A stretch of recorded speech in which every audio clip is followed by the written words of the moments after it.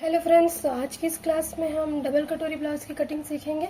पिछली सारी क्लास की कटिंग आपको डिस्क्रिप्शन में मिल जाएगी, जिसमें हमने बॉडी से माप लेना, बैक पार्ट की कटिंग और उसके बाद में सिंपल ब्लाउज की कटिंग, सिंगल कटोरी ब्लाउज की कटिंग सीखी थी।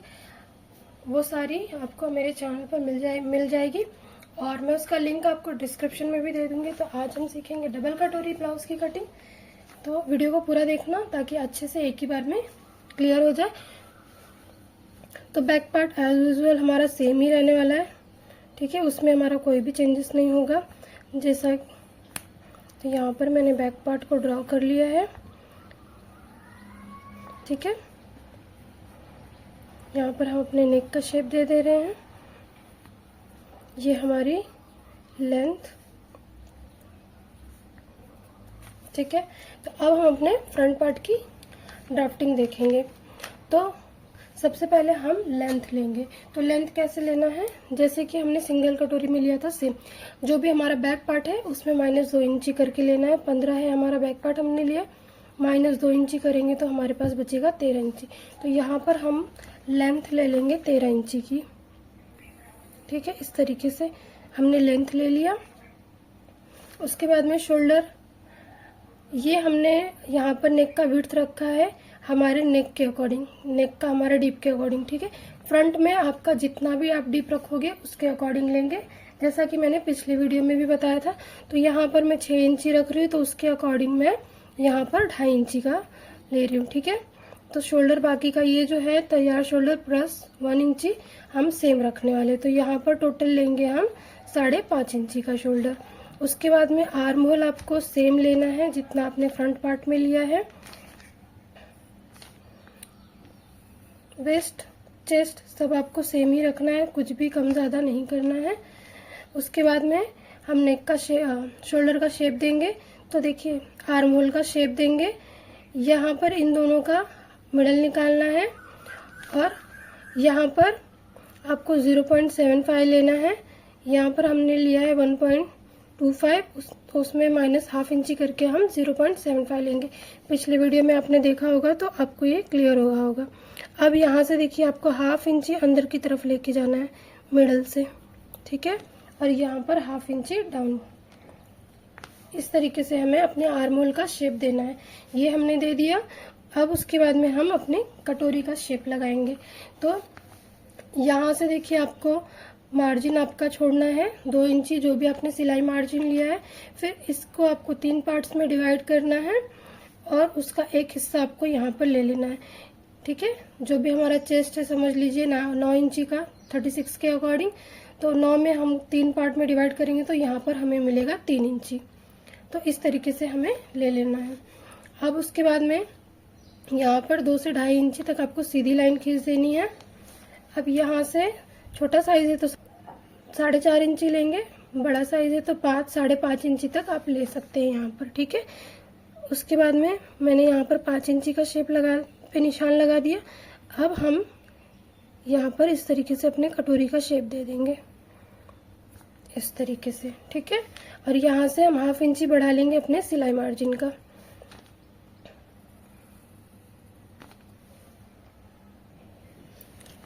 अब हम, ये हमारी डबल कटोरी है तो ये हमारा जो ए पार्ट है वो 2 पार्ट्स में डिवाइड होगा, ठीक है।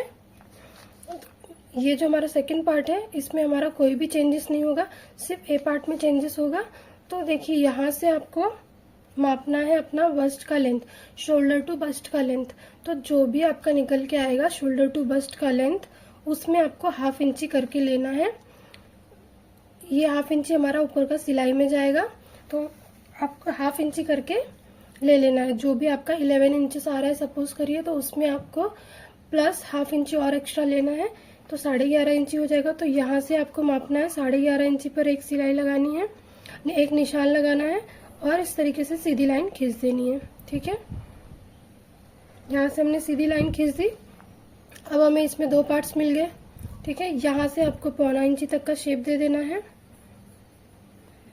और ये हमारा कट के निकल जाएगा।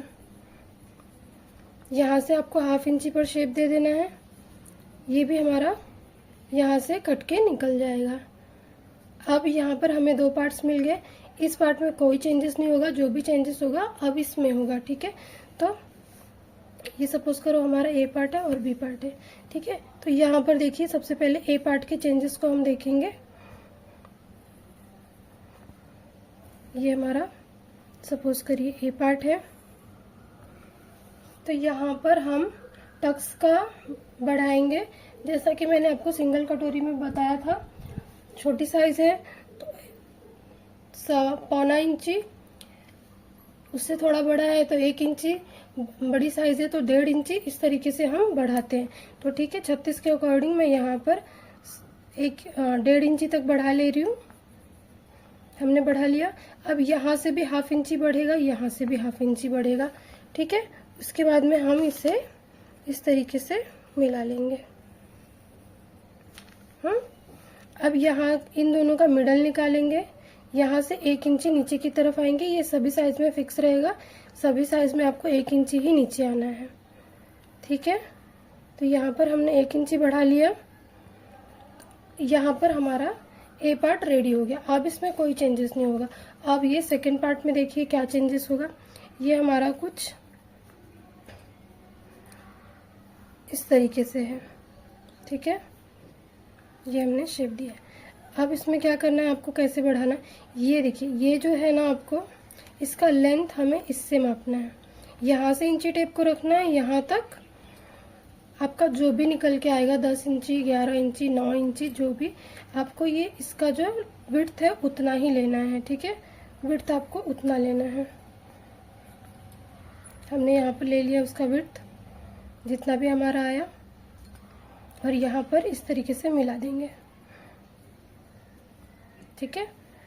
अब उसके बाद में लेंथ में हमें 1 इंची प्लस करनी है दोनों साइड से, यहाँ से भी और यहाँ से भी 1 इंची हम प्लस कर लेंगे। तो ये हमारा पार्ट जो है कुछ इस तरीके से रेडी हो जाएगा। अब 1/2 इंची आपको यहाँ से शेप दे देना है और 1/2 इंची आपको यहाँ से शेप दे देना है, दोनों साइड में। यहाँ से कुछ नहीं करना है, यहाँ से और यहाँ से 1/2 इंची का शेप दे देना है। अब इन दोनों को फोल्ड करेंगे, इसका सेंटर निकालेंगे। सेंटर निकालने के बाद में ये आप फोल्ड कर दोगे तो आपके पास ये एक पार्ट बचेगा, ठीक है, फोल्ड के बाद। तो यहाँ पर इंची टेप को आपको रखना है, 1/2 इंची छोड़ देना है हमारी सिलाई मार्जिन का। उसके बाद में यहाँ पर हमारा कटोरी 6 इंची का बचा था, 3 इंची माइनस करने के बाद 6 इंची की हमारी कटोरी बची थी। तो आपको यहाँ तक 3 इंची मापना है, उसका आधा, ठीक है, उसका आधा लेना है। तो यहाँ पर हमें 3 इंची तक मापना है। फिर एक्स्ट्रा जो भी बचेगा वो आपका टक्स लगेगा, उतना टक्स हमें देना है दोनों साइड से। तो यहाँ पर हमारा जो है सेकंड पार्ट भी रेडी हो गया। तो यहाँ पर मैंने इसे कट करके निकाला है। अब देखिए, जब हम सिलाई करेंगे ना, तो आपको एक चीज़ चेक करना है। कभी कभी कटिंग में आप लोग ऊपर नीचे कर देते हैं, जो स्पेशली बिगनर्स होते हैं। तो आपको चेक कैसे करना है कि आपकी कटोरी परफेक्ट कटी है या कि नहीं। तो ठीक है, ये जो हमारा एच पार्ट है, अब इस कटोरी को इस पे 1/2 इंची इस तरीके से चढ़ा के रखना है और यहाँ पर रख के आपको माप लेना है। अगर आपकी कटोरी एच पार्ट से 1 इंची तक ऊपर जा रही है तो समझ लीजिए कि आपकी जो कटोरी है वो परफेक्ट बनी है और आपका एच पार्ट के अकॉर्डिंग, ठीक है। अगर उससे ज़्यादा जा रहा है तो आप यहाँ पर थोड़ा सा और शेप दे देंगे। इस तरीके से आपको एक बार क्रॉस चेक कर लेना है, ठीक है, यहाँ पर ऐसे रख के। तो यहाँ पर हमने ये कंप्लीट कर लिया अपनी कटोरी पार्ट की कटिंग। उसके बाद में हमारा जो बेल्ट है, बेल्ट हमारा होता है 2.5 इंची का, इसमें से जो निकलता है, ठीक है, ये देखिए इस तरीके से।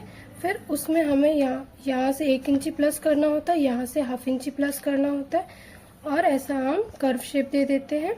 इसका विड्थ हम जो भी हमने चेस्ट लिया है उतना ही लेते हैं, प्लस 1/2 इंची करके हमारी हुकाई पट्टी का। तो 11 इंची है, तो हम यहाँ पर लेंगे 11.5 इंची का विड्थ, इस तरीके से।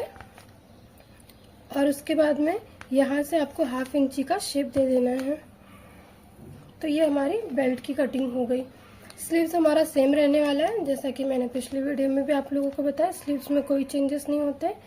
तो बाकी क्लास की वीडियोस भी आप मेरी चैनल पर देख सकते हैं। उसका लिंक मैं डिस्क्रिप्शन में भी डाल दूँगी। अगर कोई डाउट रह गया हो तो मुझे कमेंट में ज़रूर बताना, मैं रिप्लाई करूँगी। वीडियो अच्छी लगी हो तो लाइक करना, शेयर सब्सक्राइब करना मत भूलना। Thanks for watching. मिलते हैं नेक्स्ट वीडियो में, तब तक के लिए टेक केयर।